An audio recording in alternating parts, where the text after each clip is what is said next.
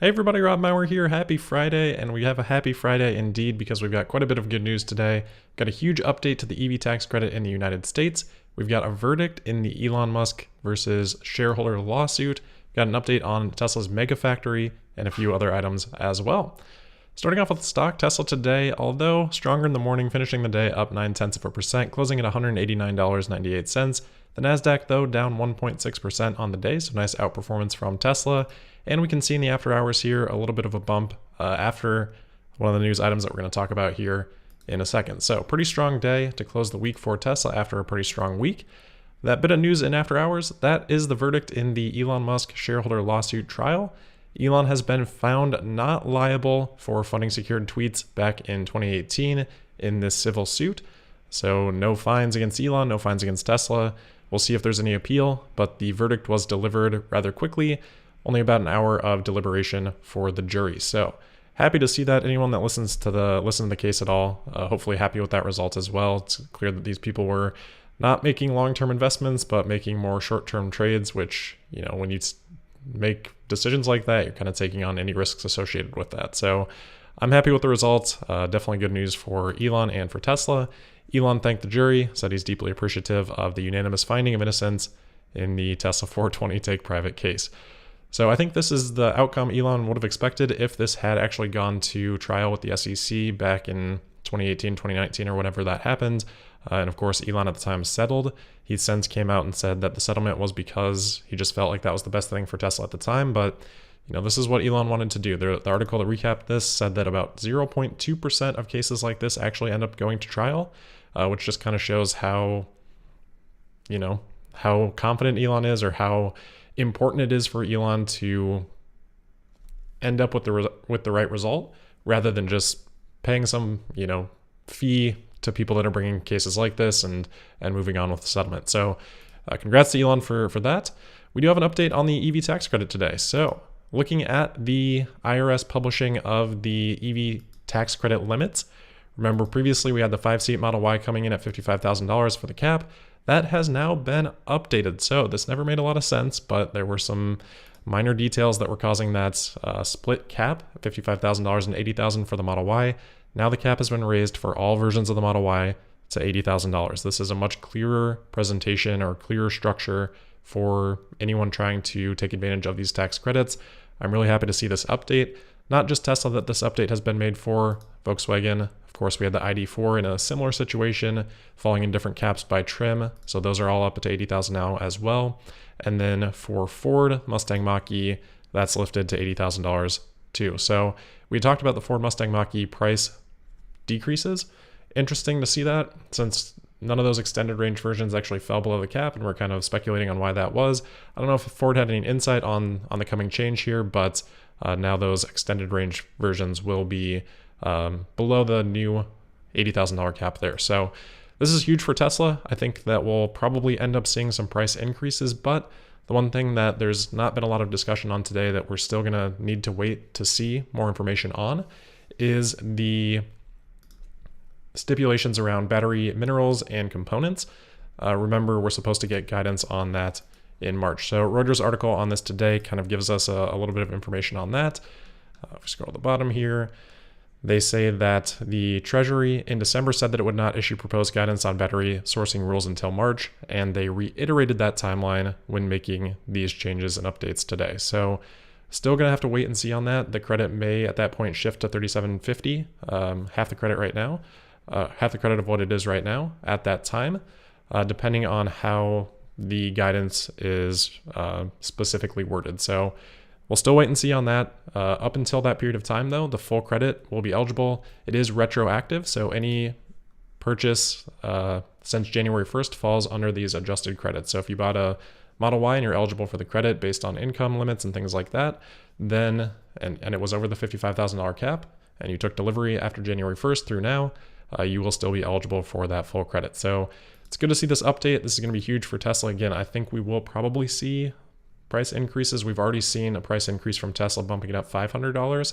Now without this sort of arbitrary cap causing some pricing problems where you've got some trims falling below, some trims falling above, this should be a big win for Tesla. They can just price a lot more naturally based on what the market wants, rather than having to deal with that, cap that's falling right in the middle of their lineup. So really happy to see that. No changes for the Model 3, but I believe all versions of the Model 3 right now fall under the cap. So this is a huge win for Tesla in terms of their offerings. And, with the Model Y being the most popular vehicle, I think we should all be pretty excited about this update. All right, so next up, we've got an update on the Megapack. Tesla today sharing a video entitled Meet Megafactory. Talk about how the product that they're manufacturing here is the Megapack 2 XL, their biggest battery yet. They share some updates on production, saying Megafactory can produce 1 Megapack every 68 minutes.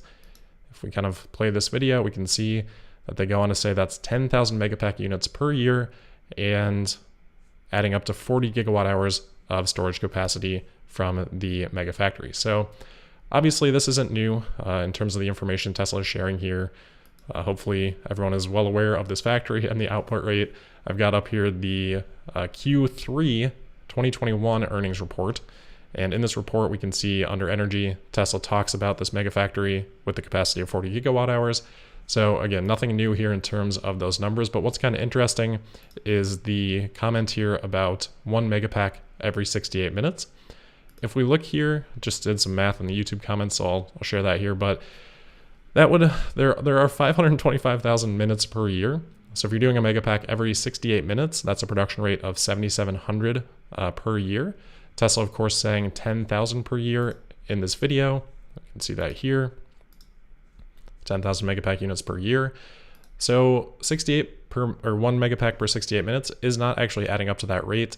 And that's assuming that there is production happening, 24/7. So if they're really going to be at 10,000 Megapacks per year, they would need to be under 50 minutes per year. That's just the math behind it, including some downtime. So it's kind of weird that Tesla would say 1 per 68 minutes when that doesn't map to the production rate that they set, which usually you would just kind of assume that Tesla says, hey, this is the production rate of this factory when it reaches volume production. That's kind of what we go off of. Doesn't necessarily mean Tesla's at that today. But because these rates don't match, to me, that kind of implies that 68-minute timeline, maybe that is the production rate that Tesla is at today. If not, and I think probably more likely than that, maybe that is the peak rate that they have hit in terms of producing 1 Megapack. Maybe that's not sustained at this point in time. 7,700 megapacks per year, that would equate to about 30 gigawatt hours per year. Of course, we know in the fourth quarter from the earnings report, Tesla delivered about 2.5 gigawatt hours. So we're not coming close to that sort of a quarterly rate in terms of the deliveries. So I'd be surprised if production from the factory right now is consistently on a sustained rate at sort of a 30 gigawatt hour run rate like this number would imply based on, the combination of pieces of information that we have here. So my best guess is that, maybe there's one time through the cycle that Tesla is able to hit 68 minutes on 1 Megapack, and that's kind of the peak rate they've got so far, which would be not too far off of what they need to hit.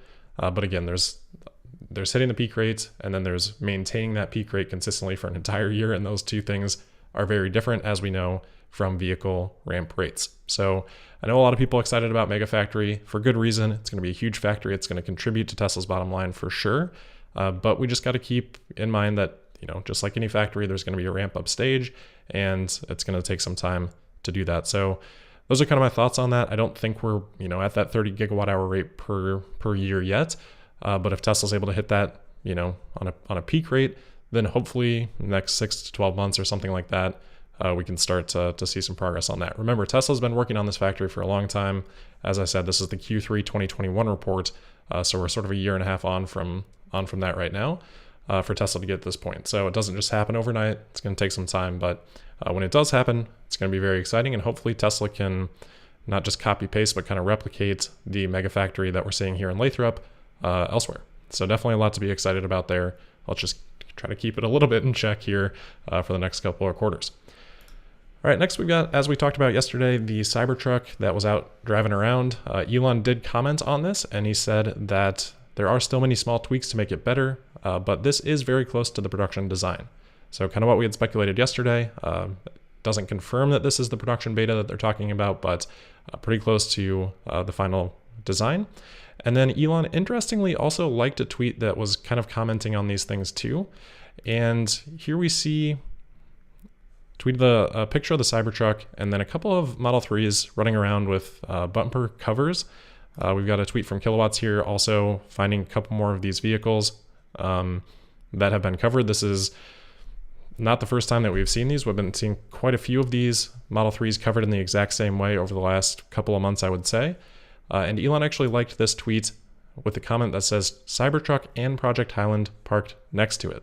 It's going to be another exciting year for Tesla. So we've heard a lot about Project Highland, and that would be an updated Model 3, presumably. We see probably some updates on these Model 3s that Tesla does not want us to see yet. And Elon liking a tweet that mentions that this is Project Highland is pretty suggestive. So you don't want to overread into that, but it's definitely interesting, and an exciting year for Tesla would imply that something with Project Highland would be happening this year, kind of like had been previously reported. I think Reuters had covered that. I think their timeline was something around Q3, so got to kind of keep that in check. But at the same time, we also have this outstanding radar patent thing that's going on with the FCC. I guess maybe not a patent, but FCC approval. So Tesla has asked, as we have talked about previously, the FCC to continue keeping the confidentiality order in place on this until February 7th, which will be next Tuesday.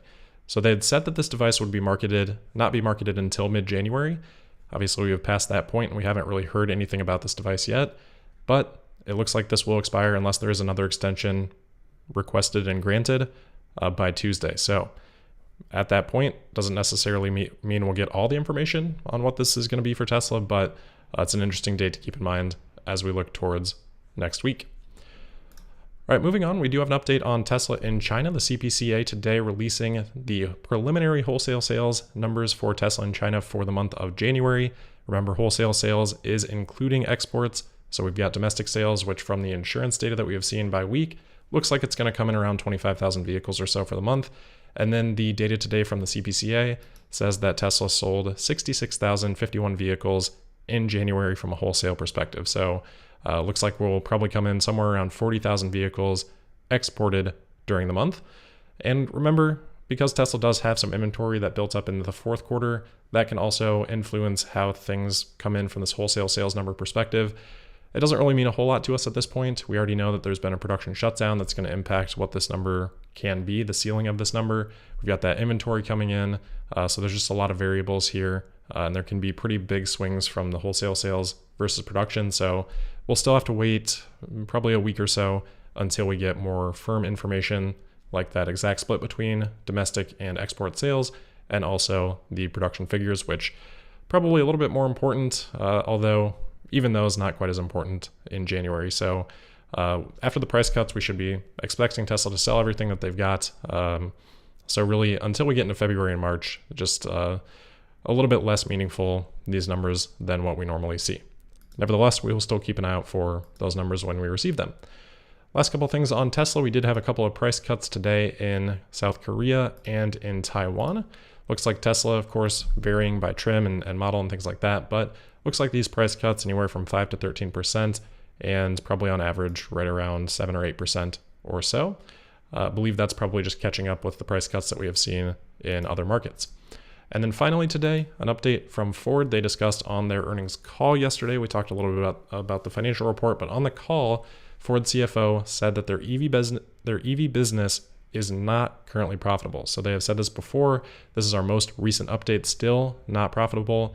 CEO Jim Farley said that higher EV margins will be unlocked with their next generation of vehicles, which are expected to begin production in 2025 at a new plant under construction in Tennessee.